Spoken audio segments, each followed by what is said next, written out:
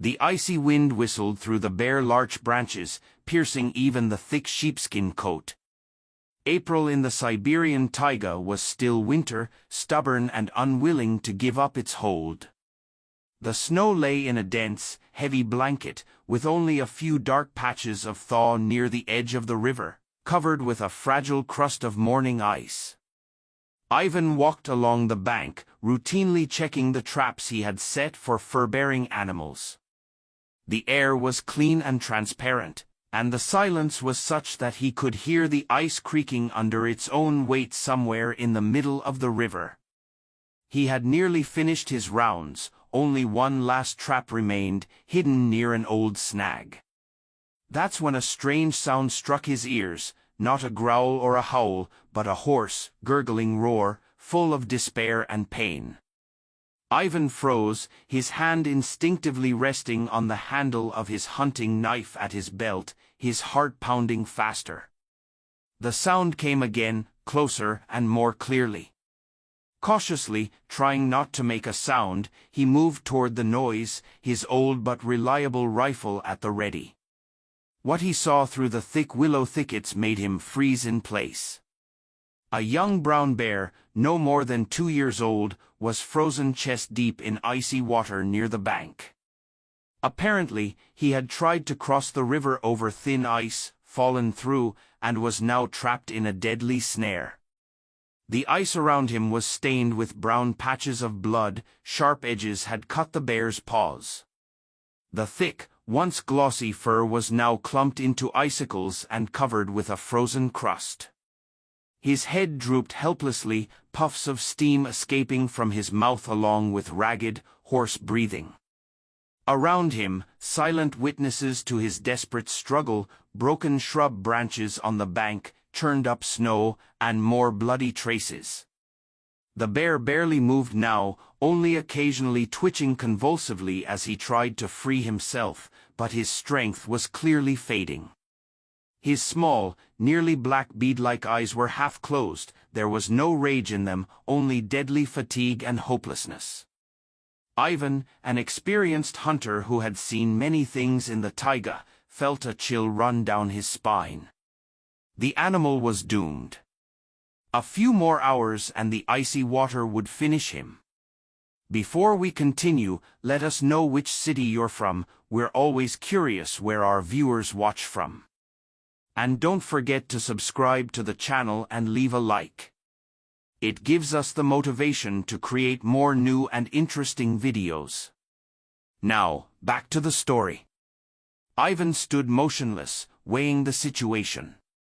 To walk away and let the animal die, albeit a painful death, was the law of the taiga, the weak perish. But something inside him rebelled against that simple, brutal rule. He didn't see a fierce predator, the master of the forest, but a young, helpless creature clinging desperately to life.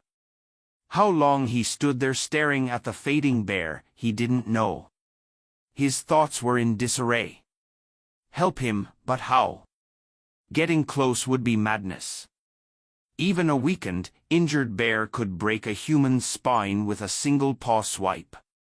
And if he started chopping at the ice, the noise and vibration might enrage the beast. The risk was enormous. He remembered the old hunters' stories about bears, their unpredictability, their strength and cunning. He remembered his own encounters with these taiga lords, always at a distance, always with a rifle at the ready. But now, in front of him was not an enemy, but a victim of circumstance, just another part of this harsh nature, like himself. The decision came suddenly, firm and final. He couldn't leave him here. It would go against his conscience, against something deeply human. He had to try. Dangerous, foolish, but he had to. Ivan slowly stepped back, trying not to make a sound. He needed a plan. First, distract the bear's attention. Second, act quickly and decisively before the bear regained strength or noticed the human's approach. He had a small but sturdy axe and some leftover venison he'd used as bait for the traps. That could work. His heart pounded in his throat, adrenaline buzzing in his temples. He knew how absurd this was, but it was too late to turn back. He had already made his choice. Glancing at the bear again, he heard a quiet moan escape the animal's mouth, and that sound finally solidified his resolve. He would return. He would try. Ivan went back to his snowmobile parked half a kilometer from the river, removed a frozen chunk of venison. About 10 kilograms, meat and bone, heavy and awkward, but the best bait he could offer. Back at the scene, he approached the river from the windward side so the scent of meat would reach the bear. The animal weakly sniffed the air, his nostrils fluttered. Ivan chose a spot 10 meters from the bear and hurled the venison with force. It landed with a dull thud on the ice, leaving a bloody smear. The bear stirred, lifted his head, and focused his gaze on the unexpected gift. He let out a low growl, more questioning than threatening. That moment was all Ivan needed. Quickly but as quietly as possible on the crunchy snow crust, he circled the bear from the side, out of his line of sight. He chose a spot where the ice looked thinner and raised the axe. The first blow shattered the taiga's silence. The bear twitched and turned his head, but the smell of fresh meat and his own weakness kept him focused on the venison. Ivan chopped rapidly and methodically, avoiding wide swings. The ice resisted, cracking into shards that flew in all directions. Cold spray hit his hands and face, but he ignored it. The goal was to free the animal as quickly as possible. He felt the strain in every muscle, sweat trickled down his back despite the frost. He could hear the bear's heavy breathing, smell his musky scent mixed with blood and river water. Every minute felt like an eternity. He chopped, piece by piece, expanding the hole around the animal's body.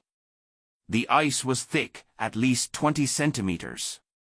The work demanded immense effort and extreme caution.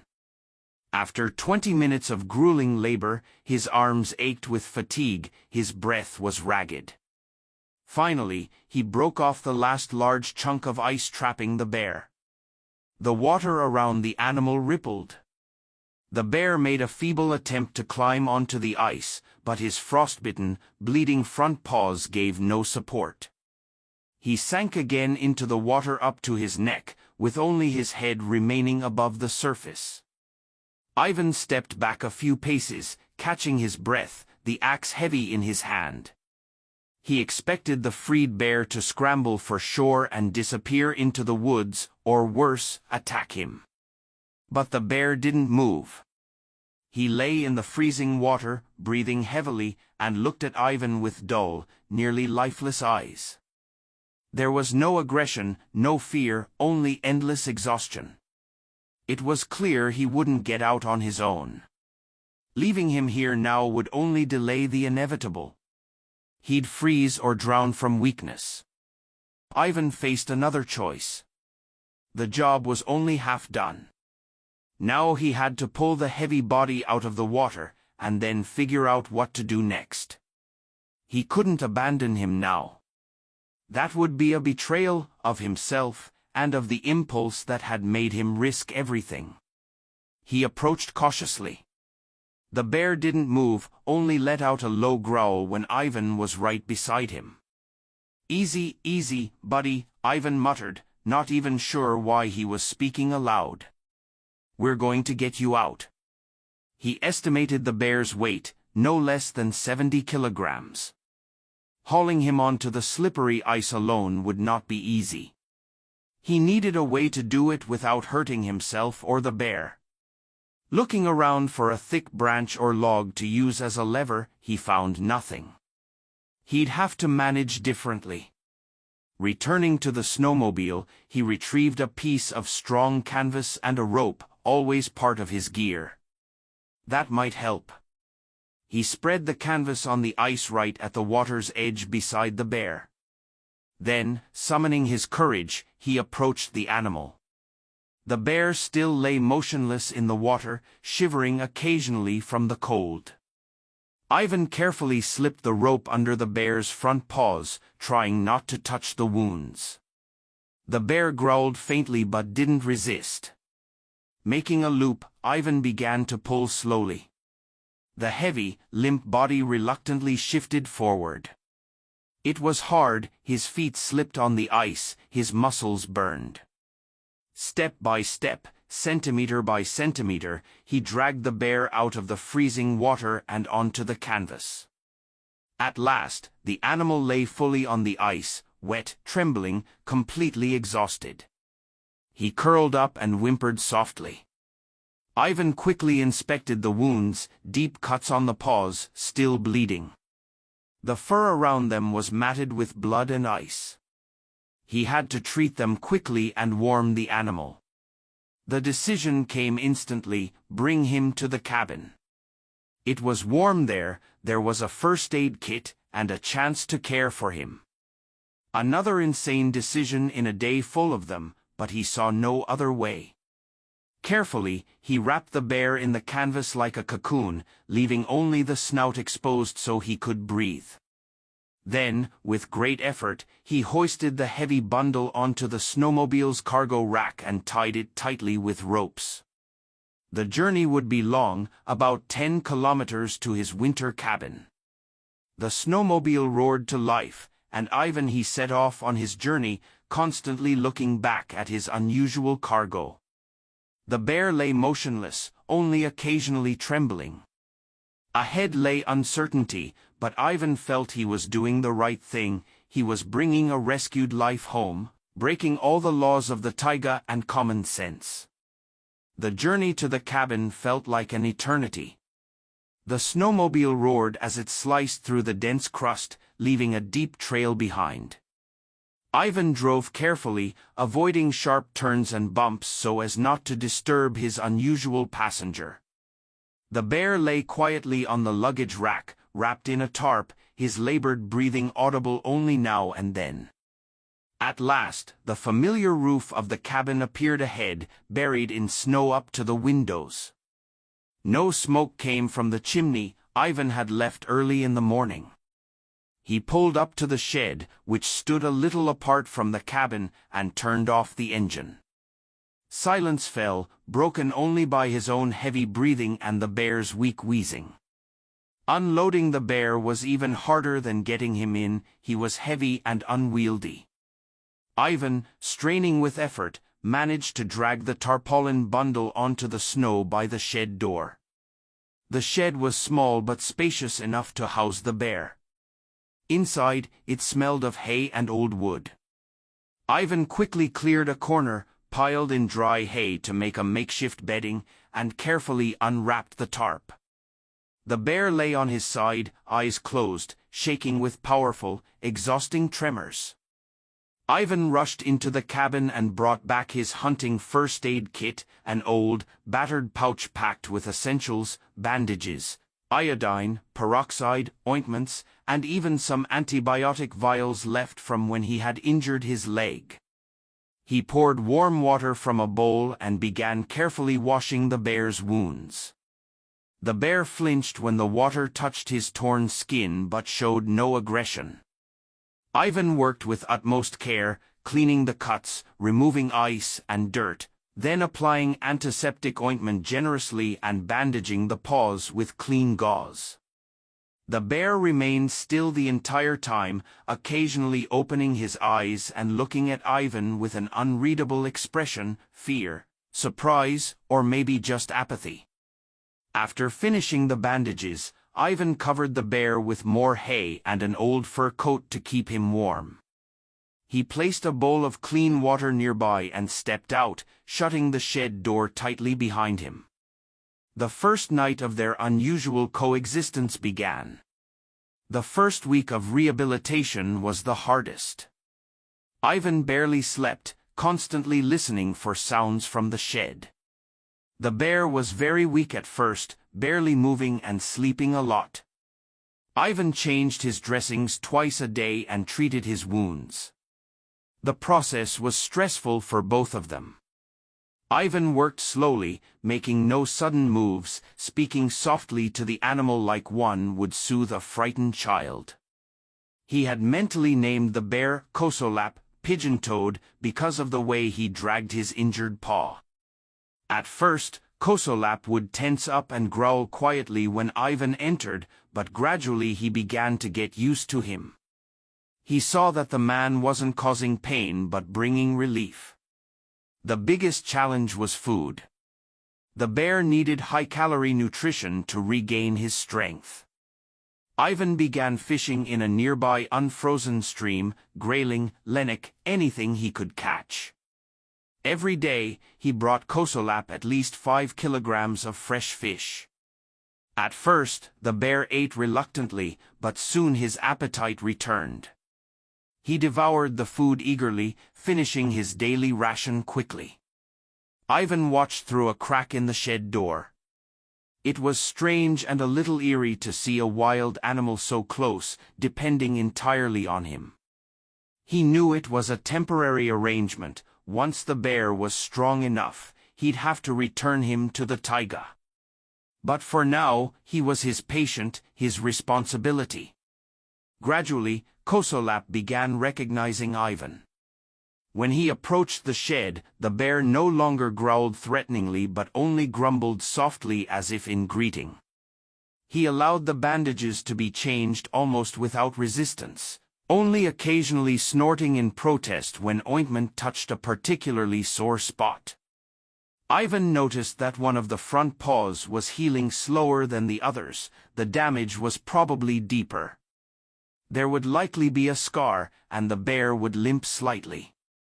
Days passed, and Ivan resumed his usual routines, checking traps, chopping wood, cooking meals. But now his life revolved around the new inhabitant of the shed. He fished not just for himself but also for Kosolap, spending time on his care and constantly thinking about his condition. It was a strange, unfamiliar feeling, being responsible for a wild animal. By the second week, Kosolap had noticeably grown stronger. He no longer lay motionless but moved around the shed, limping on one paw. The wounds were healing, his fur was beginning to shine, and his appetite was excellent. Each morning began the same. As Ivan stoked the cabin stove, impatient scratching came from the shed door. Kosolap was demanding breakfast. Ivan would smirk to himself, so much for a wild animal. The bear had adapted to the routine. Ivan would bring the fish, open the shed door, and the bear would already be waiting at the threshold, shifting impatiently from paw to paw. He would take the fish gently, almost delicately, and retreat to his corner to eat peacefully. There was no longer any threat in his behavior, just natural caution and a trace of wildness, but no fear. He saw Ivan as a source of food and help. Sometimes, when Ivan changed his dressings, Kosolap would nuzzle his hand with a wet nose, as if examining him.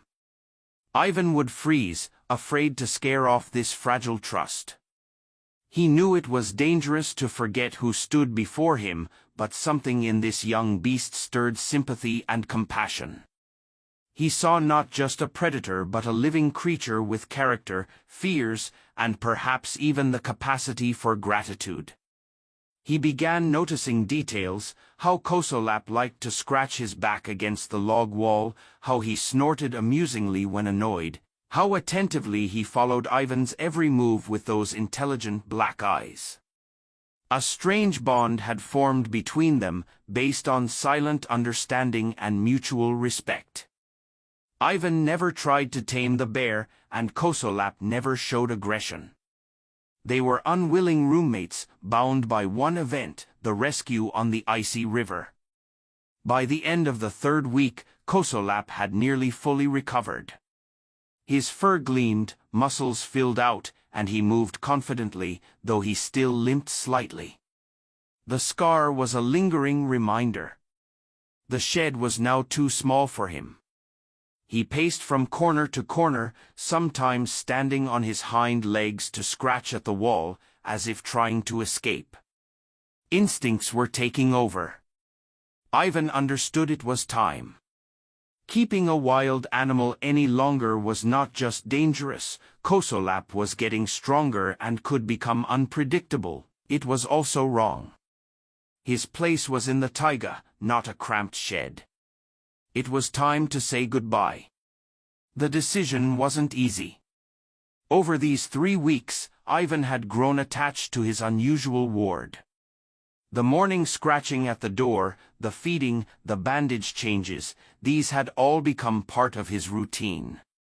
Kosolap's presence had brightened his lonely life in the cabin. But he pushed these thoughts aside.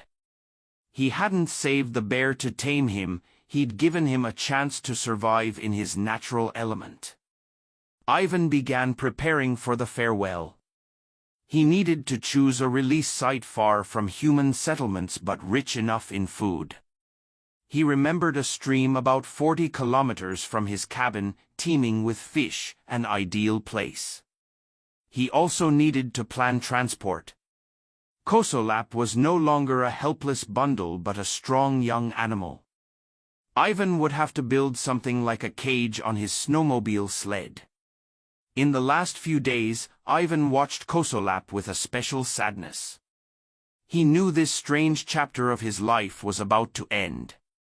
He tried to remember every detail, how the bear wrinkled his nose amusingly when eating fish, how attentively he listened to the sounds of the taiga outside, how sometimes he'd stare at Ivan with a long, studying gaze. The farewell promised to be hard, but it was necessary. The taiga was calling her child back. The day of parting arrived. In the morning, Ivan built a makeshift enclosure on his snowmobile sled using strong poles and rope. The construction was bulky but sturdy. Getting Kosolap inside turned out easier than expected. Ivan placed a few large fish inside, and the bear, hesitating only a moment, walked in on his own. Ivan quickly shut the door behind him.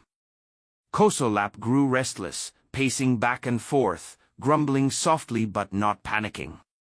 Ivan hitched the sled to the snowmobile, cast one last look at the now empty shed, and set off.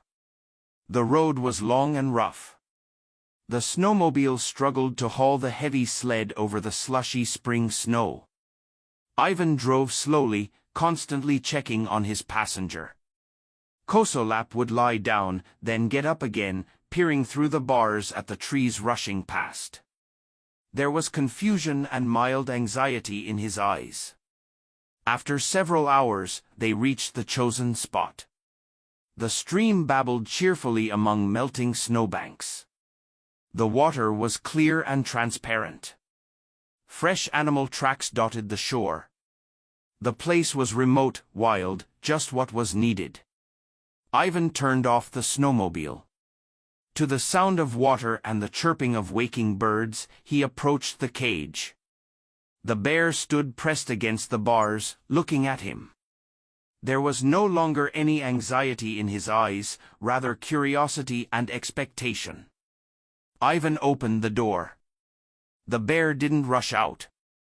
He stood for a while, as if saying goodbye or deciding something for himself. Then he slowly, cautiously stepped onto the snow. He took a few steps, shook himself off, looked around, inhaling the scents of the spring forest. Then he turned and looked at Ivan, a long, direct gaze.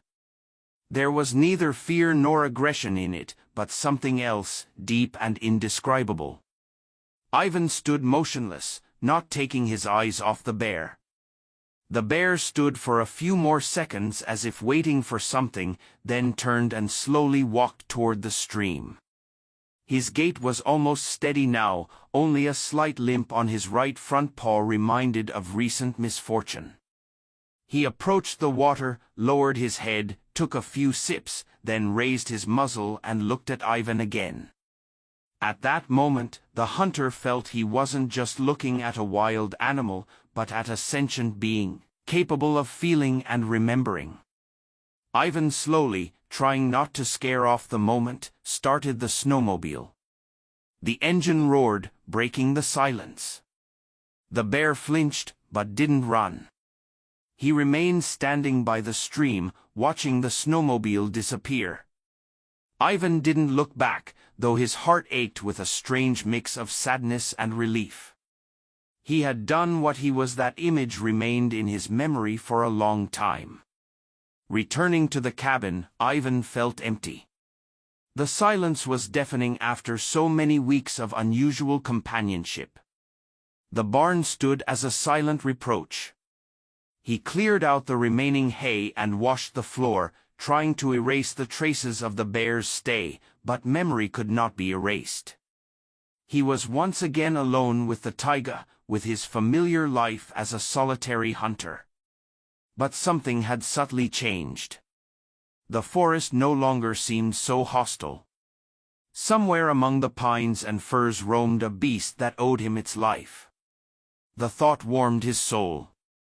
Days and weeks passed. Spring had fully arrived, the snow melted, the forest filled with birdsong and the smell of young foliage.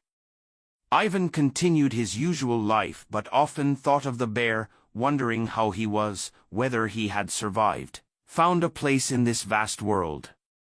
Summer passed, the short Siberian autumn flew by in its crimson hues and early frosts, and winter came again, covering the taiga in a thick white blanket. Ivan's life returned to its winter rhythm, checking traps, hunting, chopping wood. Memories of the rescued bear became rarer, veiled in the mist of time. He had almost come to terms with the idea that he'd never know the bear's fate. About 8 months had passed since he released him by the stream. It was now December, and the frost was tightening its grip. One morning, stepping outside to gather snow for tea, Ivan noticed something dark right at the doorstep.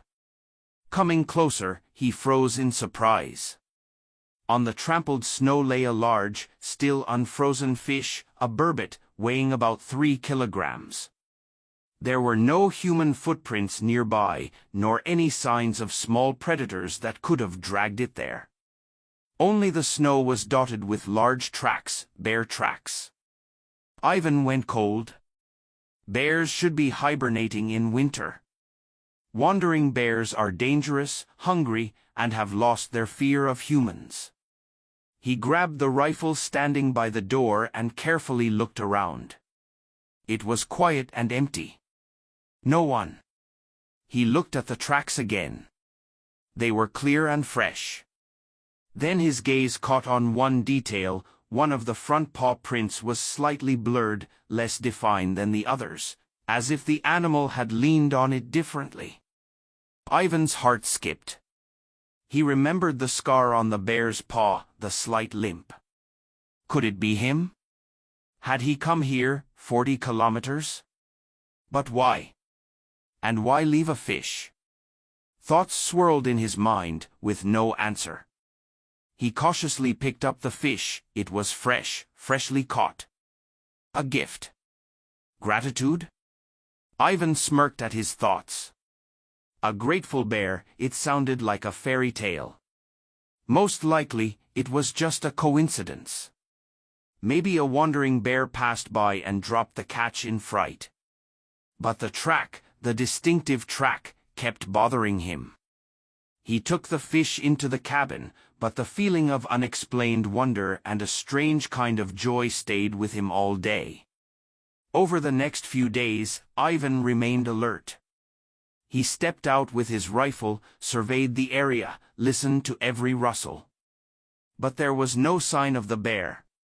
The tracks at the doorstep were soon covered by fresh snow, and the strange incident began to seem like a random anomaly.